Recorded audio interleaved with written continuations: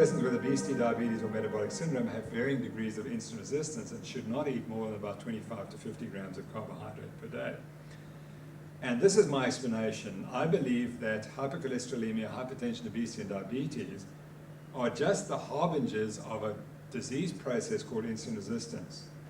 And you need to understand what is insulin resistance and how it influences those diseases.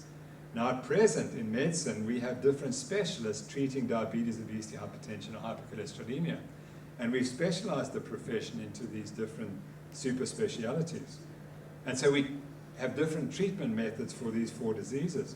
But if they all have a common underlying cause, which is insulin resistance, then the key is you must manage the insulin resistance, and then you'll solve the diabetes, the obesity, the hypertension, and the hypercholesterolemia. And the key to managing insulin resistance is to reduce the carbohydrate content of the diet. That is the single key. So why medicine fails in treating people with diabetes, obesity, hypertension, and hypercholesterolemia is because it allows them to continue to eat high carbohydrate diets in people who are insulin resistant. And it's not going to work. And that is why we have so little success in treating these diseases. For example, we know that the treatment of hypertension may lower your blood pressure, but it makes no effect on your mortality. So the treatment is essentially without value. And the same in diabetes. You can give patients diabetic medications, which to some extent lower their blood glucose, but if they continue to eat a high carbohydrate diet, they have no benefit. And that has been repeatedly shown. So my solution is we have to understand the role of insulin resistance in chronic disease. And I've drawn up this graph, which is based on hypothesis, it's not a proven fact, which tries to relate the grams of carbohydrate eaten per day with the body mass index. And what it shows that there are different body mass indices which are considered either to be normal or to be obese or to be morbidly obese. And what I believe happens is that if you have highly developed insulin tolerance, in other words, you can eat lots of carbohydrates without getting fat. And so that we would classify those people as extremely carbohydrate tolerant. It doesn't matter whether they eat 0 grams or 500 grams of carbohydrate per day, they will remain lean.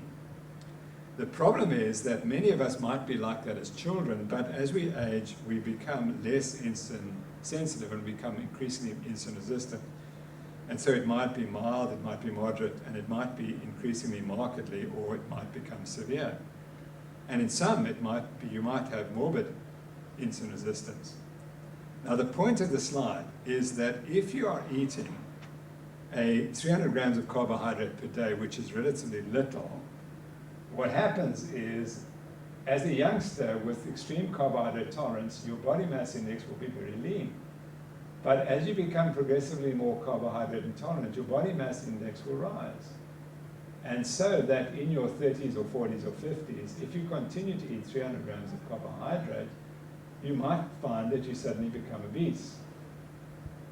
Now what this slide shows, and if you have morbid insulin resistance, you would become morbidly obese. Now what this slide shows is if you want to get to the left of the graph, so that you have a normal body mass index, you have to reduce the carbohydrate consumption. Now if you're morbidly insulin resistant, what it shows is that you will become profoundly fat at a carbohydrate intake of 150 grams per day, which is a couple of slices of bread, an apple and a banana. If you want to be back to the normal weight, you need to get your carbohydrate consumption down below 50 grams per day. And that is 1 banana and 1 apple, and that's it. No more carbohydrate.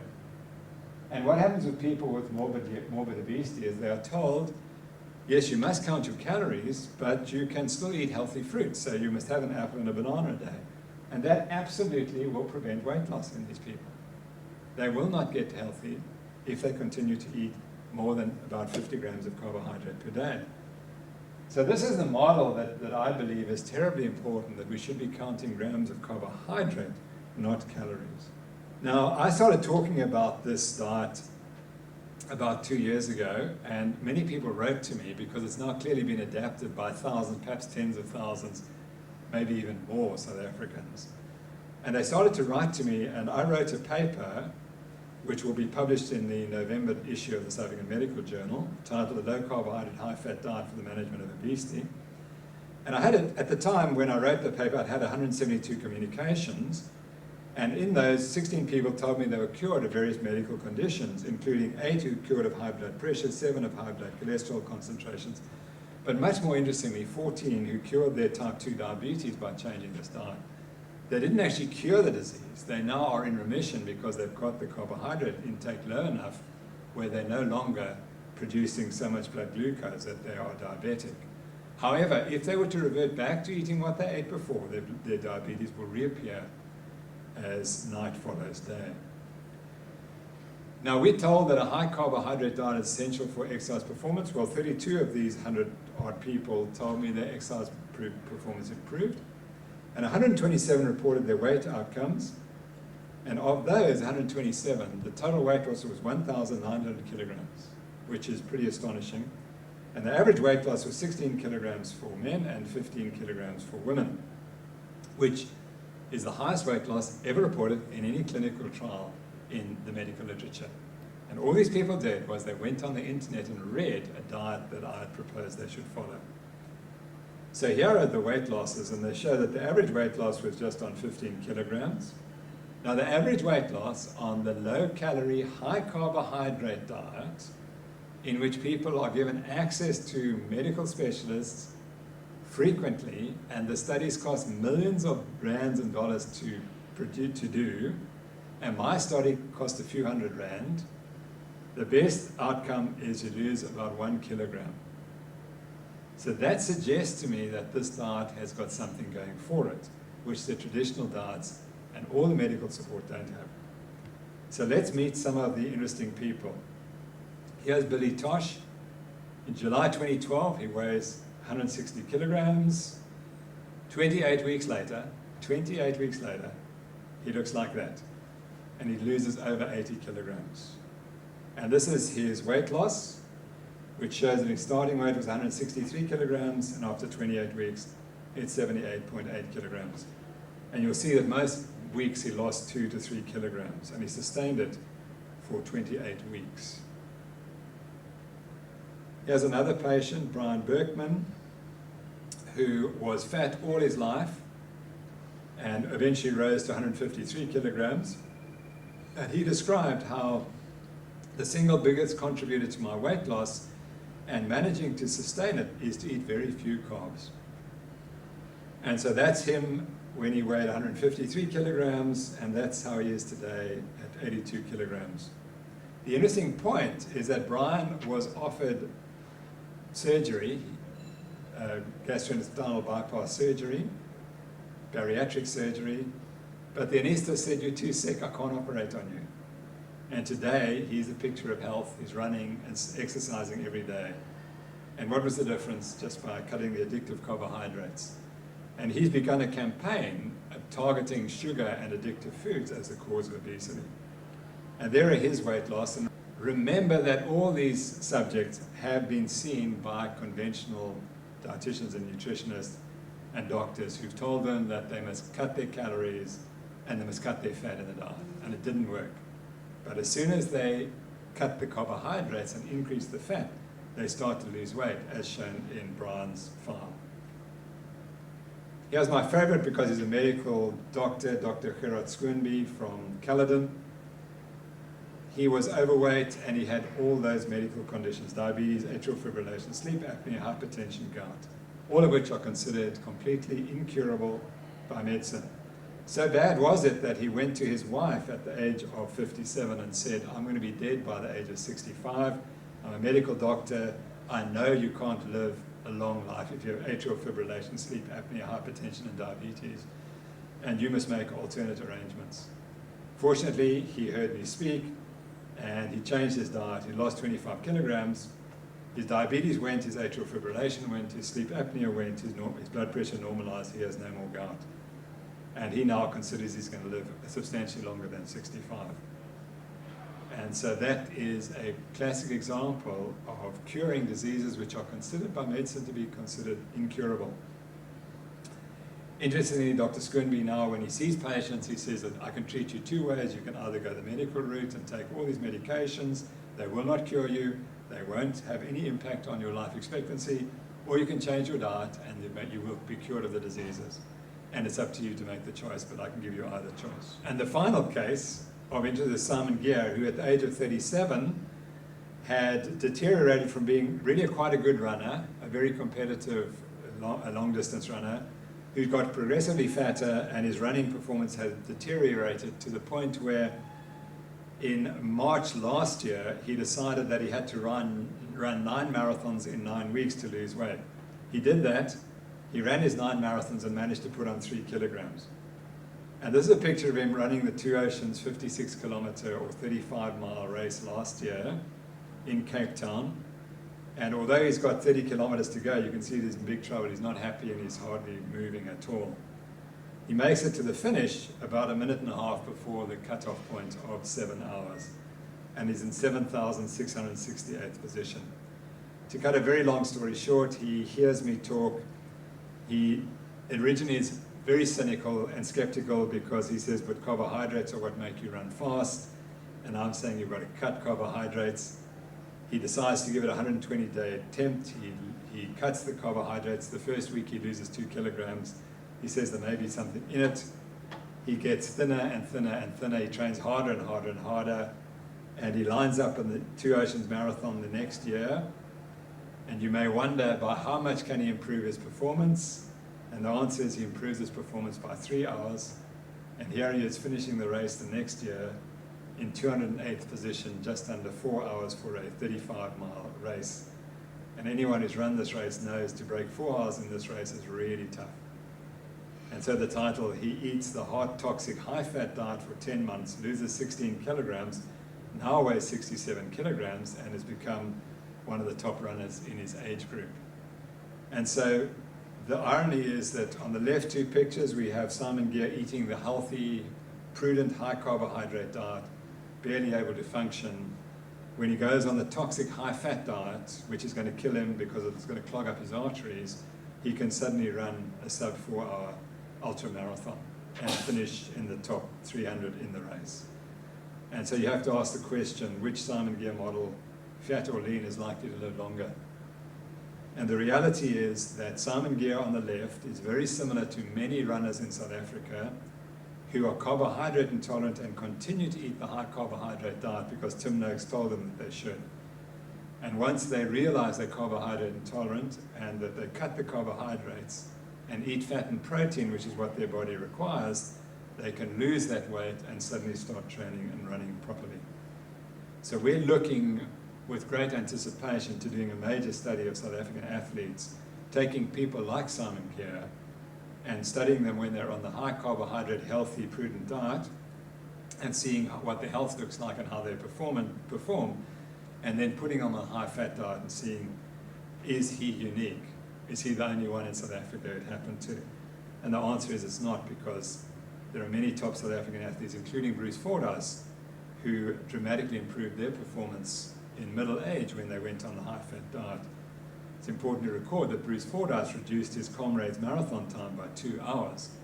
This is a man who won the Comrades Marathon 9 times, continued to eat a high-carbohydrate diet, got progressively slower.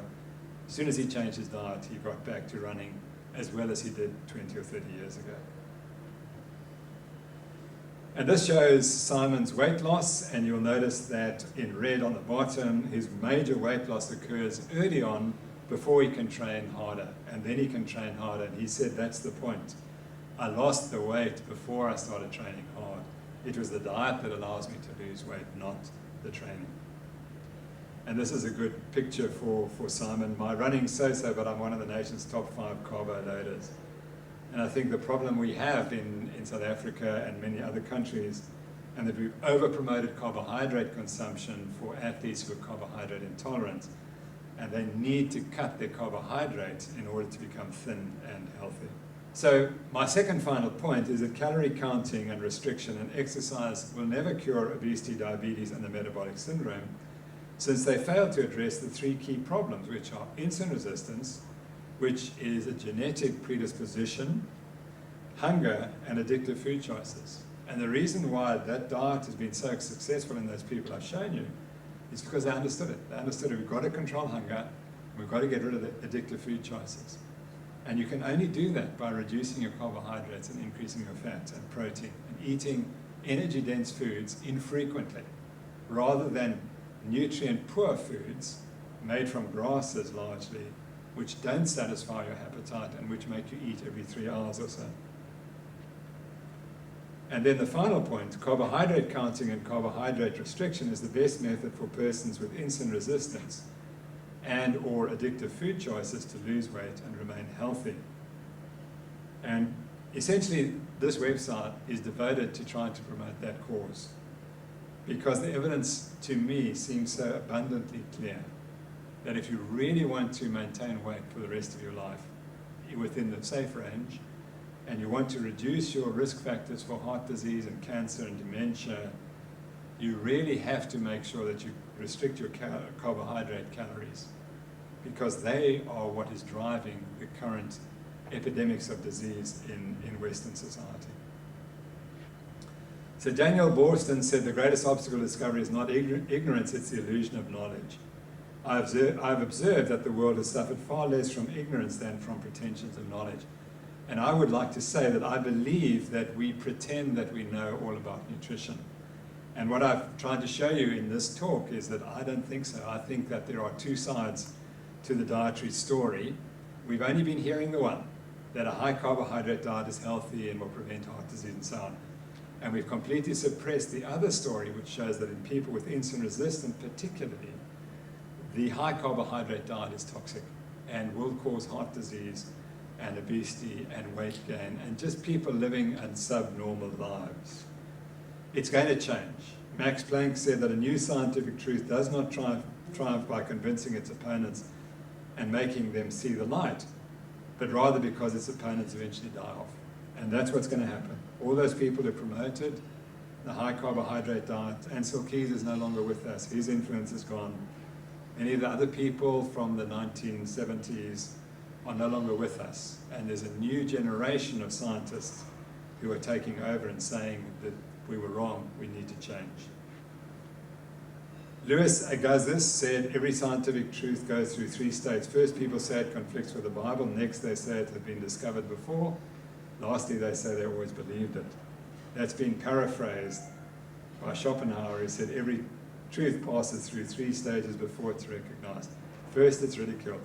And I've seen that when I started talking about this high-fat diet, I was absolutely ridiculed. And then people just ignored it. And then they started to oppose it. And eventually they accepted as self-evident. And I think that in the next 5 or 10 years, the evidence is going to be so strong that what I've said today is true, is that people will have to say it's self-evident. And that will be because there will be a paradigm shift, as Thomas Kuhn said. The existing paradigm, which is that a high carbohydrate diet is healthy, encounters an anomaly, an inexplicable observation. And the inexplicable observation is that the obesity and diabetes rates just flew out of the window. So that wasn't meant to happen. It was the unintended consequence. Initially, the anomaly is ignored or rejected. I've shown you the scientists like Professor Rousseau saying, why mess with success? There's no anomaly, and we'll ignore it. And then they try to explain the anomaly within the existing paradigm. So what we have now is people say, well, we're just doing less exercise, and that's why we're getting fat. But that can't explain the anomaly, because I've shown you that with a homeostat in control, it doesn't matter whether you reduce your energy expenditure, you should not get fat.